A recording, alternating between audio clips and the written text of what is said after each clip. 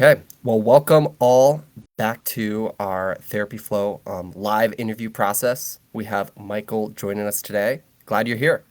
Yeah, thanks, Joshua, for having me. Yeah, of course. So I'm excited for this conversation. We're going to be digging into some fun questions on content marketing, and some of the road and journey you've had with that in the mental health space, and get into some nitty gritty tactical stuff. Before we start with the questions or go too far, give me a little bit of context, especially for those who maybe haven't interacted with you or any of your content in the past. How did you make it into the therapy space? And tell us a little bit your journey of that. Yeah, so as you mentioned, my name is Michael. I started my career running marketing at the Gottman Institute in Seattle, and so I had the privilege to work with doctors John and Julie Gottman. I was there for almost 10 years before venturing out on my own as Yeah. a independent marketing consultant, working both with mental health professionals as well as mental health startups. And so, I've been working in this space primarily with therapists as a marketing professional for over a decade now. Yeah, that's awesome. And I talk to so many counselors, and I know many that read this consume a significant amount of the Gottman content, trainings, and otherwise. So I'm sure many of them have either read or been a part of content that you and your team, when you were there, have generated. And then you're doing something a little bit interesting now that you recently transitioned to at Herd as well, correct? Yeah, so I lead marketing at Herd, which is a accounting software company, and we provide tax, bookkeeping, payroll software and services for mental health professionals. And so, I'm there full time. I also have kind of ongoing side projects. I write a newsletter for Yeah. therapists that goes out every week called Therapy Marketer, as well as I have some advising and consulting clients that I also work with. Okay, lovely. So that kind of sets the stage a little bit. You've been in and out of a couple different types of trenches in the mental health space. Front office, back office, content, front facing for people to purchase that are not clinicians, and therapists as well for products that have been sold from there. What do you feel like, to kind of dive into this, makes a good consideration when a therapist thinks of content, like, or a private practice owner or business owner? Like, how do you personally, like, wrap your head around, like, I own a business and I need to make content now? Like, where does your brain go with that big idea? Yeah, I think when therapists hear the word content, they probably think about a blog post, or maybe they think about a social media post. And a lot of therapists will ask me, do I need to be doing those things? Do I need to be Yeah. creating content? Excuse me. And the way that I describe content in content marketing is that content marketing is really a value exchange. And Hmm. what I mean by that is through providing content and publishing content, you're providing your target audience and your ideal client with use value, things that they can actually use and apply in their relationships, in their life. And as a therapist, that can be kind of content around your area of expertise that's really valuable and useful for your ideal client. So before they even reach out to you, they've already received value from you, right? Yeah. And so one side of that value exchange is providing value, and then the other side is receiving value. And so Yeah.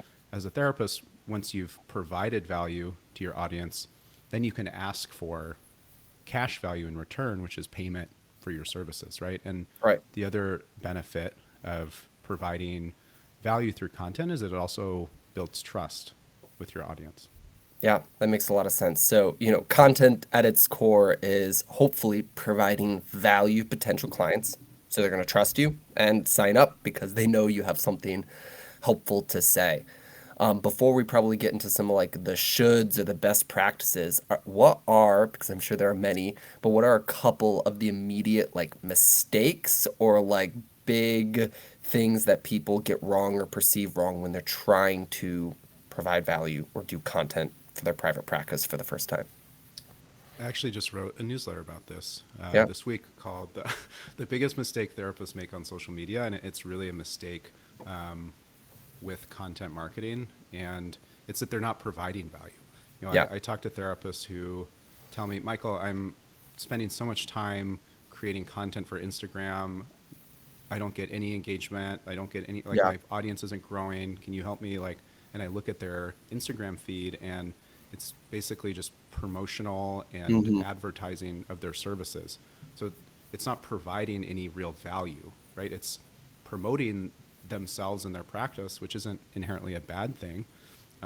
But if I haven't received value from you, then why would I reach out to you, about your services? And so it's either overly promotional, or the other mistake that I see therapists make with content is not having a clear understanding of who their audience is. Okay. I think that in any content strategy and any marketing strategy, it really starts with the who, kind of Yeah. who you're marketing to, and that informs everything else, right? And so, kind of the saying in marketing is that, if you try to promote to everybody, you're not really promoting to anyone.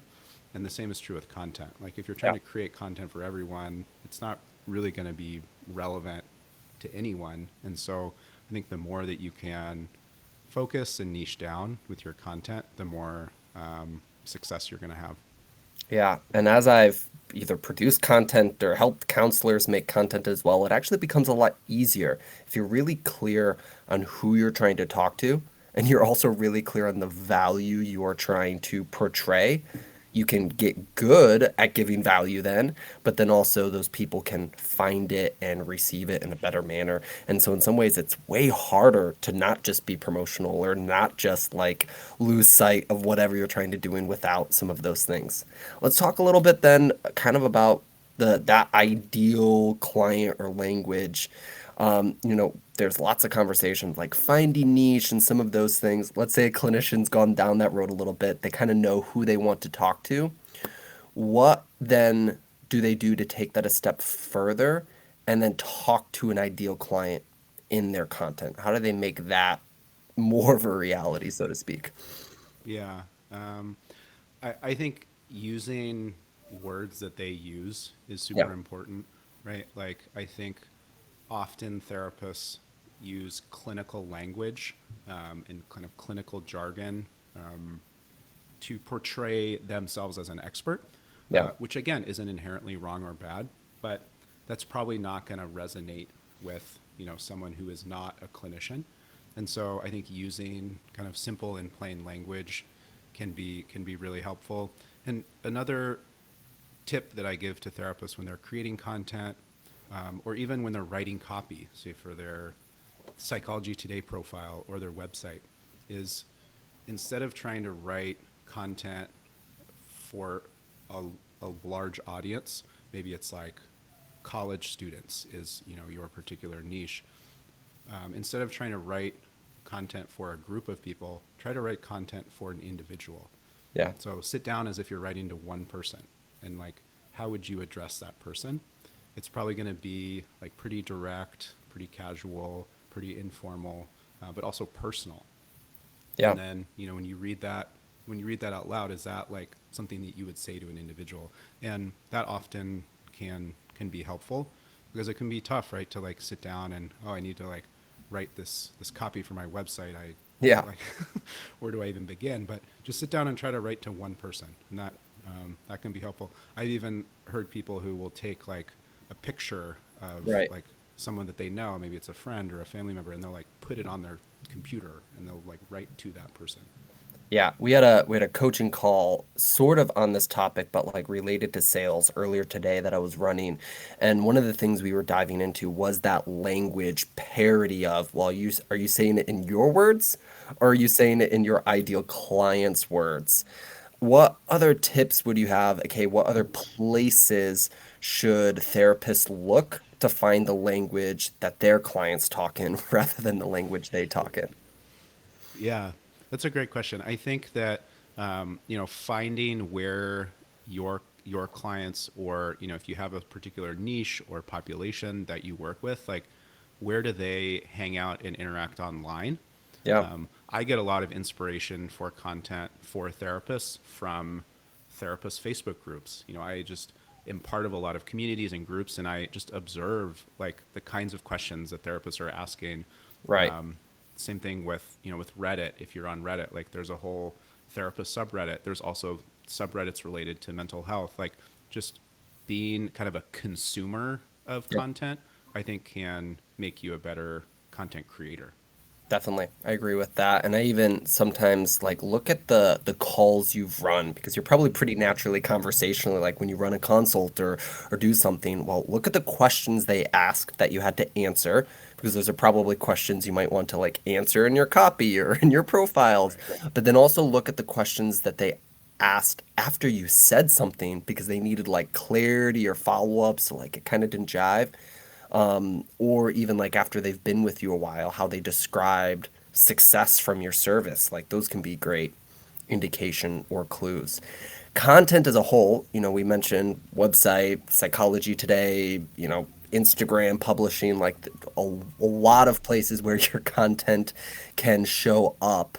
How do you see right now any particular platform or process being easier maybe for our counselors to like bite their teeth on initially or like do a little bit better and to try first compared to another one? Yeah. I think that having a website is table stakes, right? Yeah. Like every therapist who is in private practice should have their own website. Ideally it's on their own domain that they own. Yep. And so having content on your site that speaks to your ideal client, I think is super important. That's where I would start. And then in terms of social media, do you need to be using social media? I would say it really depends. I think that it can certainly help. I also know therapists who have a full private pay practice and really don't create content because they have Right. such like a strong referral network, or they've Yeah. been practicing for so many years, like they have a wait list of people like just lined up waiting to work with them, so they don't Yeah. necessarily need to be like on Instagram or on TikTok. I would say that building an audience on social media, creating content can unlock other opportunities if that's something that you're interested in. And Yeah. so if you want to publish a book someday, having followers on social media could increase the likelihood that you get a book deal or you'll Yeah. sell more books, or even if you want to do speaking engagements. So building your audience and your personal brand can be beneficial in other ways, kind of just beyond clinical work as a therapist. In terms of like the type of content to create and the channels to leverage, what I typically advise therapists is really to think about like what they enjoy doing, what their strengths are. Yeah. And what I mean by that is if you like to write and you're a good writer, I think like a channel like Twitter or LinkedIn is probably more suited Yeah. for your skill set. Whereas if you like to create video content, then being more active on like a YouTube or TikTok or Instagram probably makes more sense. I would also advise folks to just like start with one. I think Yeah. that people feel Great like they need advice. to be everywhere. Personally, like I really focus a lot of my attention as a content creator on Twitter as a channel, Yeah. and I've been able to build an audience there. And I haven't focused as much on other channels, and that's Yeah. really is strategic. And so I think like focusing on one channel that like feels authentic to you, right? Yeah. Like if you hate videos of yourself, like making TikToks is gonna just be a painful experience for you, and it's Yeah. probably like not gonna Suck be your that soul. effective, right? Right. Like Yeah. I say that marketing is most effective when it's authentic, right? And Yep. that really comes through in your content. So it should be something that like you don't necessarily have to love, but you shouldn't hate it.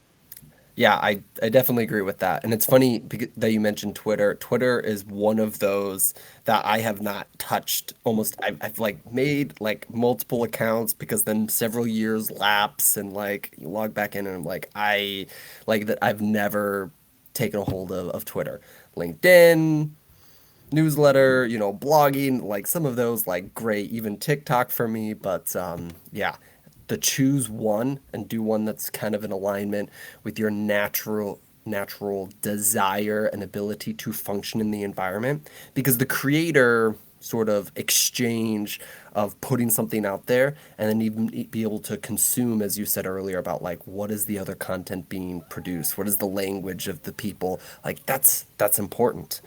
Yeah. When you were, whether it was at Gottman or just what you've seen, what did you feel like were some things that you like stumbled into, maybe that you didn't know initially as you were trying to drive like results or viewership or like get people to consume more of the content? Hmm. I think something that I've learned over time is to really double down on what's working, Yeah. right? So much of content creation is experimentation. You don't always know what's going to resonate. You can do all of the research and, Yeah. all of the keywords and all of that, and like it may or may not work. And so I think part of content creation and also just part of marketing in general is Yeah. just trying different things, being open, but also having a learning mindset of like, wow, we wrote or I created a video on this particular topic and it seemed to really resonate with my audience. Let me create another video that's adjacent to that topic, or maybe it goes deeper, or it has a differing viewpoint. And Yeah. an example of that with us at Herd is that I learned pretty quickly that whenever we talk about tax write-offs, it gets a ton of engagement. Yeah. Therapists are really interested in tax write-offs, which makes sense. Like, who doesn't want to Right. save money, right? Yeah. And so we wrote an article, and it's the definitive guide to tax write-offs for therapists, and that performed really well. It's the top performing piece of content on our website, and there's an opportunity then to go deeper. And so within that article, we created a tax deduction cheat sheet, Okay. which we leverage as a lead magnet to grow our email list. Yeah. And just in the last few months, we've generated thousands of new subscribers to our email list just by adding, a resource to that Yeah. piece of content, right? Because it's providing value, so people are happy to provide their email address in exchange. And Yeah. so, I think the takeaway there is just like trying different things, finding something that works, and then doubling down on that. Okay. In some ways, even though we've hopped around on questions, you've laid a little mini roadmap here for someone who is trying to generate more content for their business. First, it's probably figure out who your ideal client is, right? Next, it's going to be, well, are you providing value in whatever content? Probably choose one platform initially to like go all in on, and then what works, do more of it. But then that kind of leads to the natural conclusion here of like you do all those things, you start getting viewership, you start getting consumption. What does it look like as you have seen therapists, businesses, private practice owners? You mentioned like, hey, we've got newsletter signups and some of those things. How do we help get that content into like paying customers?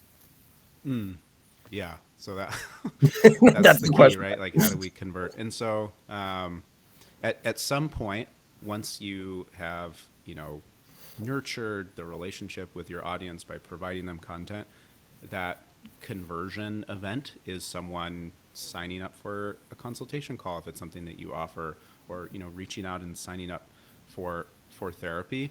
And I would say, like, don't be afraid if you're providing value to also ask for value in return. I think Yeah. it's something that you can't ask for right away. Like, I think that you have to provide value first. But I think a lot of people don't like promoting themselves, or they're afraid to ask. And so I would say, like, mixing that into your content, by letting your audience know that you have availability, or you're accepting referrals, or maybe you just got licensed in a new state. Like, those types of announcements are an opportunity to promote yourself, as being available. And Right. I think if you've done a good job providing value, like, the likelihood that someone will reach out is pretty good. Yeah. There's a counselor that is in a program and is actually now one of our coaches, and she primarily gets all of her clients through either Instagram or TikTok, and she does really like making videos. She makes one or two a day and kind of has a rhythm with all of that, and it goes really well for her. And it's like 100% value pretty much. Rarely is there direct call to action or process in it. And she also only has like 1,500 to 2,000 followers, but she is so niche on her ideal demographic and so heavy in providing value in that content and videos that she gets 12 to 20 people reaching out to her a month. She can't take all of them because she's only licensed in Right. a couple states as well, but like it's gone full force for her even with only a couple thousand views on each one of her videos. So it's not like she's a even a major like influencer or anything like that. So, it goes to show that you follow that rhythm and you get good at that rhythm and it will translate into business growth. Well, yeah, and I think at that point, people reach out to you. Like you don't Yeah. even have to promote yourself. You know, it's like you're getting what's called inbound. You know, in marketing, people are coming to you. I would say something with that though is like letting people know how to work with you, and so Yeah. it's not necessarily like promoting yourself and your services, but it's just letting people know like, hey, here's how you can work with me. There's a link in my bio for more information. Just like letting people know how to, because I'm always surprised like when I like come across therapists who I think are doing a great job on social media, but like Yeah. it's hard for me to even know like, do they have a website or not? Where do I Right. go? What's like the call to action here? If I want to take the next step, how can I do so? Yeah. And so just like making it really easy for someone, right? Like don't create friction in that experience. Like if someone is interested in hiring you or working with you, that process should be really easy for them. Yeah, a big pet peeve of mine is when I click on like a link tree or a link in bio and I see like 35 options and I'm like scrolling through all of them like I don't know which one to click on. I think a couple potentially could be helpful, especially if you're creating like multiple, but like if you have like 30 options for someone to click on through your link tree, you're not making it a simple next step to get where they probably want to go. Yeah, I would say the same thing on your website too. Like Yeah, I've seen so many websites where you really have to dig through multiple pages to find a contact form, when in reality, like it should be front and center right on your right. homepage. Like contact me, book a call, like make it so easy for, for people to take that action. Definitely. That is one of my biggest comments whenever I do website critiques is just like you probably just need more buttons places. You just need to Yeah. tell the person where to go or what to do because if you're again seven pages deep into your website or even like it's an opt-in form but it doesn't even have like a direct button on it and you're like how do I submit this? See that more than not. It brings up an interesting question though. You can kind of measure performance through views, through following, right? When you're doing the social media process because they give you some of those metrics.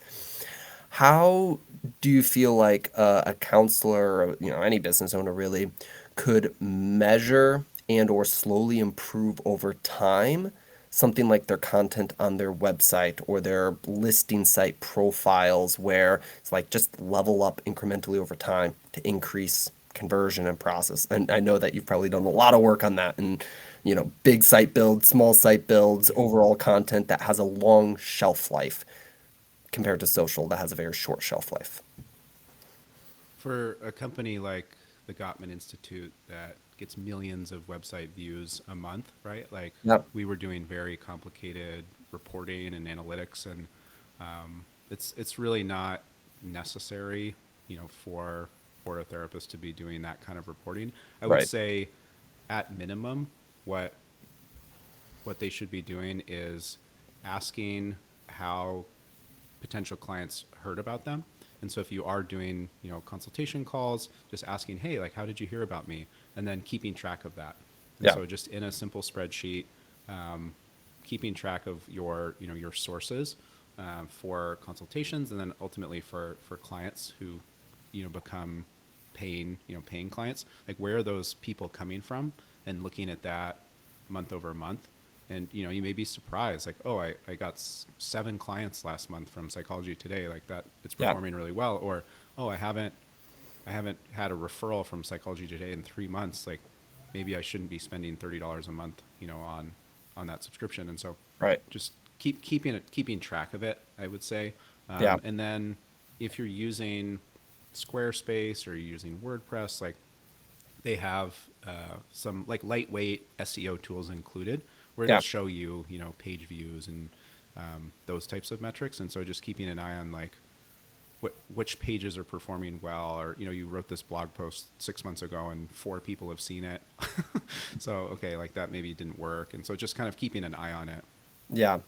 And there's definitely something to be said, if it's blogging or like each platform, and this is true for social as well. Each platform kind of has their preferred best structure practices, you know, whether it's just video content, short form or long form, or blog content, and what Google prioritizes. So if you're digging into content and you're not seeing the viewership that you want, maybe go back, to the drawing board sometimes and make sure you're following best structure practices specifically. I've seen that be a kind of a huge win when you just free format your structure a little bit. Yeah, absolutely. And you also don't have to reinvent the wheel here. And so I think you can learn a lot from what other people are doing in your industry. Like you certainly don't want to copy, what other therapists are doing, but Yeah. getting inspiration, or hey, I love like this format, or how they kind of like how they created this video, or how they laid out this article or whatever, like getting inspiration from other people and then adapting it to Yep. your specific niche and your brand and your voice and all of those things. But don't be afraid to like get inspiration from others, and also outside of your industry. Yeah. It's something Definitely. that you look at, people who like doctors and kind of other healthcare professionals, like look at their websites, like what do you like about them? Yeah. One of the things that has been personally so helpful in terms of content production and growth has been what you just said of finding other inspirational pieces of content, especially ones that aren't niche specific. So, like, none of the content is usable at all for what I'm actually trying to do, but the structure of it, like, really flowed well or was really, a really blunt example would be like you see a top 10 list blog or whatever, right? You copy that structure and you fill it in with your own content following that structure, and it's great. Well, that structure worked for a lawn care blog post, right? And it's clearly working. Will probably work for you too on a Right. structural level. As we kind of wrap up our time here, you have this weekly newsletter that you produce on, marketing tactics, tips, content itself. What, advice would you have for a therapist, business owner who is wanting to launch their own newsletter for the first time as a form of consistent content production? I think the biggest thing is delivering value through the newsletter. I think the biggest mistake that I see people make with newsletters is it's really just a way to repurpose and share content that Yeah. from other places, right? And so people will write a blog post, and their newsletter will basically just be their blog post or a link to their blog post. And Right. so we talk about like delivering value natively, and Yep. so that means like in the channel what value you're providing. And so I try to do that with every newsletter that I write. I'm intentional about keeping it short, keeping it concise, but Yeah. the goal is that whenever someone reads the newsletter that I write, they're able to take something away from it that is practical and that they can apply. Yeah. And I get a lot of feedback on that. Like I love how concise and how actionable it is, and this is so helpful, this is so useful, and that's like what I'm going for, right? Yeah. Is trying to Yeah. provide value. And so I would say like that's number one. And then just be consistent. Like it's gonna take time. The first 6 months that I wrote my newsletter, I think I had 100 subscribers, and those were like my friends and family for the most Yeah. part. And so it was basically just like writing for them. I was feeling frustrated. Maybe I should just scrap this. It's not Yep. growing to the. Now I work in marketing, right? Like it should Yeah. be easy for me to like grow this newsletter. And just over time, it started to grow and pick up momentum, and the people started to sign up who I didn't recognize their email address, and that was a pretty Yep. cool feeling. Like, and then now it's like almost 3,000 therapists are on the newsletter. Almost 3 years later, and so Right. I think it's just a consistent practice. And it's funny now, like it's called Therapy Marketer, but therapists will tell me, I love your Tuesday newsletter, and they just associate it with Tuesday because they get it Right. every Tuesday, right? So there's something about that consistency as well. It's like they know every Tuesday, like I'm going to be in their inbox. Yeah, that's great. And I have noticed that concise and actionable is probably how I would define the majority of the content that I've read from your newsletter, which is great. And I think it goes to like on a content level, starting like easy, simple, and then adding to it later if needed at all in almost any platform or structure can just be really healthy because if you bloat it, right, then it can just there can be just be too much there to make a difference. Totally. I think the nature of email is that, people get hundreds of emails a day. If they get a Yeah. long email, they're probably not going to read it. Maybe they'll bookmark it and then Right. not read Not it read it. later. Right. And so, if you can keep it short, I think the likelihood that someone's actually going to read it is much Yeah. better. Same thing on, on social. Like, think about your behavior as a consumer of content. If you're scrolling your Instagram feed or you're scrolling your Facebook feed, if you see like a big block of text, like the likelihood that you're going to read it is pretty Yep. low, right? And so keeping things short and concise, or at least having like a hook, in Yep. the beginning of a post that is attention grabbing, Yeah. can be helpful. Yeah. I always appreciate it when like a subject line comes easy for that week or whatever. And I'm like, yes. And then other weeks it's just like sitting there being like, what on earth am I gonna say to get someone to Yeah, open this email? I'm like, that's all content, right? Like, what is gonna be my opening statement? What is going to be the first, header one in this blog post and some of those things because it matters. And sometimes it's hard.